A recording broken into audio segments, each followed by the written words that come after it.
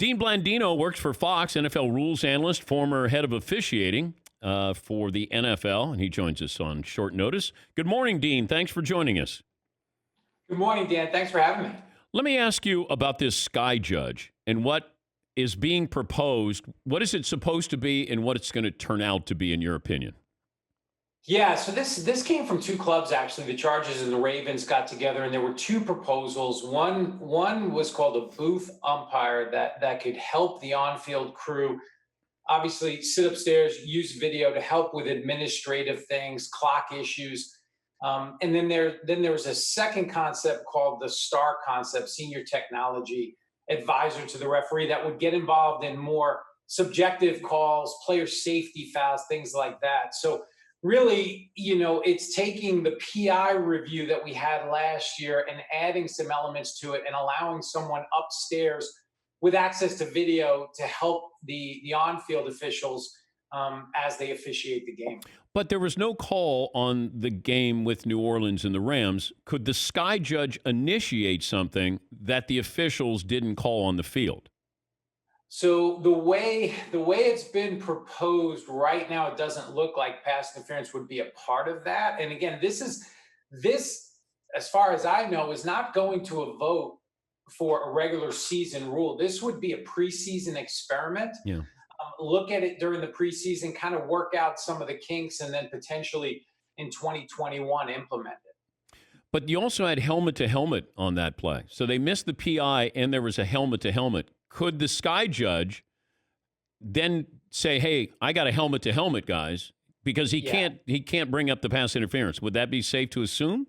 Yes, if the sky judge had a hit on a defenseless player, then that would be part of the list of plays that they could get involved in. And so that play, like you said, had two elements: pass interference, which was obviously everyone was talking about, but like you said, there was forcible contact to the head or neck area, and that is something that is in that list of plays that the sky judge could get involved.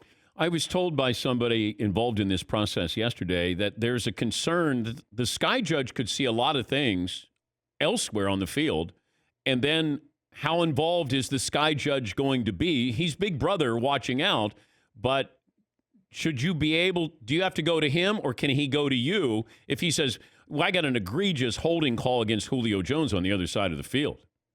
Yeah, that's the slippery slope. When we start talking about officiating the game with video, then you start to see things, right? You can slow it down. Maybe there was a hold on Julio Jones. Maybe the left tackle actually moved prior to the snap. Where do you draw the line? And that's where I think it becomes very dangerous to get into this realm. We saw what happened last year with PI review, and now you start adding these subjective fouls. Where do you stop? Because at some point we got to say, look, officials are going to make mistakes just like players and coaches. We have to minimize them, but we can't be re-officiating every play. He's Dean Blandino, Fox NFL rules analyst and former head of officials for the NFL as far as replay goes. How often would you contact the officials on the field that we didn't know about when you're from the home office? Can you talk about this now of how often you'd actually do that? Sure. Look, it would happen from time to time. I mean, we had a plan in place, especially during the postseason, where if there was something, and this was going to be a break glass in case of emergency situation, right? This was going to be the Saints Rams. This was going to be something significant. We're not talking about something in the first quarter. This had end of game impact. That we had a code word. I would get involved. I would communicate to the referee. We would get the officials together. They would have a conversation, and we'd figure it out with the help of the video, right? That's not something that would happen very often. It would be in that isolated instance where if this is a play that we're going to talk about for years to come, let's get it right now, even if it's not within the realm of the rule, and let's deal with it now. Didn't happen very often, but we did have that in place. What was the code word, and what's one of the plays that you remember? It wasn't, the code word probably changed from referee to referee. It was something that we knew, we established that before the game. It could be Mayday, anything. I don't remember all the specific words. Could have been Dan Patrick, that you were a you're big in the officiating Of course I community. am. So Yes. so that's what, in some games we would use hockey really, really light juice for that. But I remember, I remember there was one game. I'm not going to get into the particulars, but there was a pretty significant miss on a player safety foul that the officials on the field missed. We picked it up in replay. We saw it, communicated down to the referee after the play.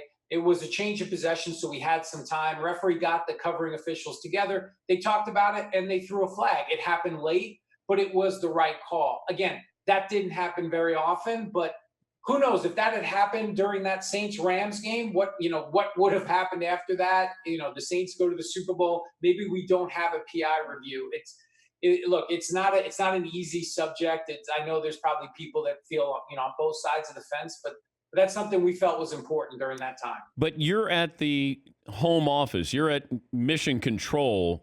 Now? So you have all these screens there that you're watching, and then when do you realize, hey, Dean, you got to see? Do you have people who are spotters to then alert you to how important a call is?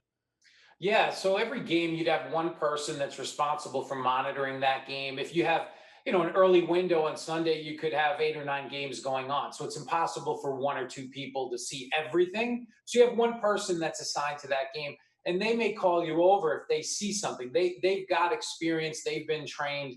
Some have officiating experience. It was easier during the postseason because you only have one game going on at a time. So everybody was on that game. I could focus solely on that game, and you were able to pick up more things. But again, we would only get involved outside of replay if it was something significant that was going to have an impact on the outcome. Is this still going on? That Mission Control can then get a hold of the head linesman or the field judge, whoever it is, and says, I got a mayday here. Yeah, it's happening. I think it happens more with administrative things, the clock, fixing a spot, but there's no question that's happening. There's communication. The on-field crew they may check upstairs with replay and say, what do you think about that this situation, or replay may see something. But why didn't that happen in the Saints-Rams game, Dean? That's a great question. I don't know. Look, it's easy to sit here after the fact. I've been in that position. During Super Bowls and championship games. There's a lot of pressure. I would hope that if I was in that same position, I would have done something. It's easy to say after the fact. I don't know. I don't know what was going through, the people in the command center in their minds at that time. But obviously, had it happened, things would look a bit different today. I don't know if you feel the same way. I've stressed this opinion before. I don't want all-star officiating crews in the postseason.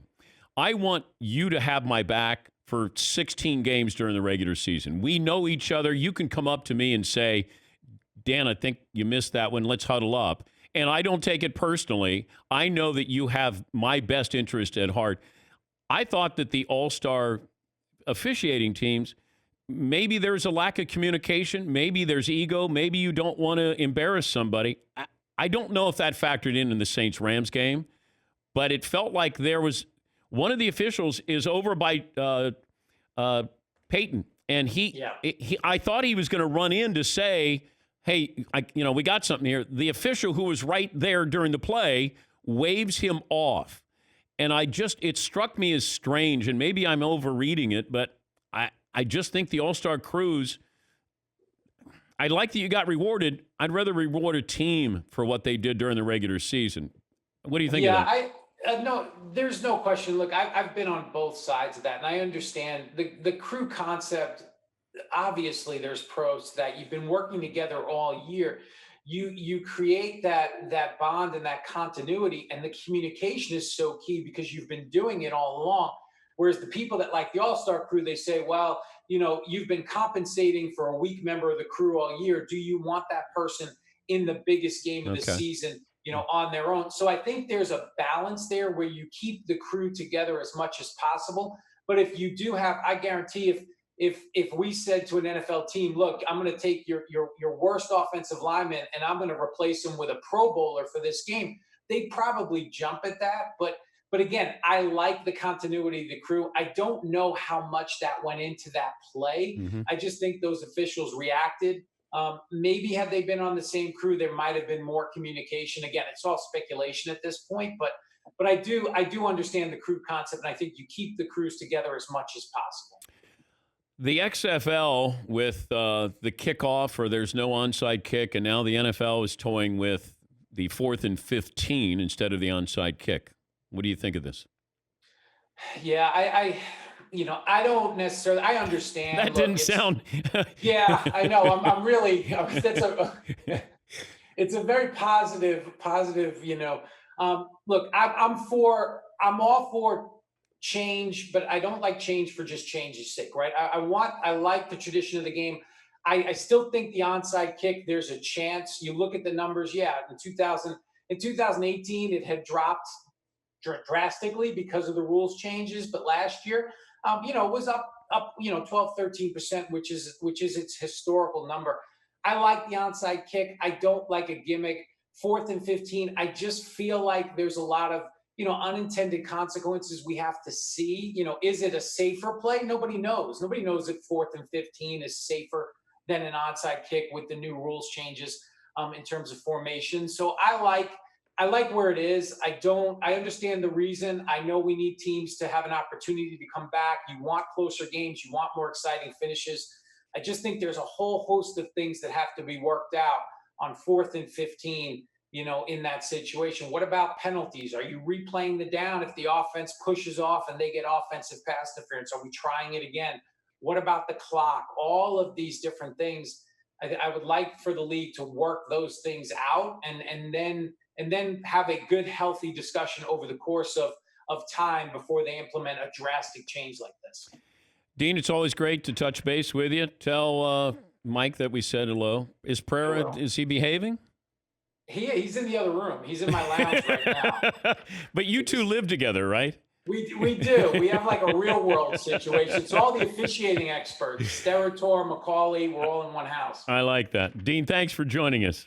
All right, Dan, take care. That's Fox NFL rules analyst, and he also worked with the XFL.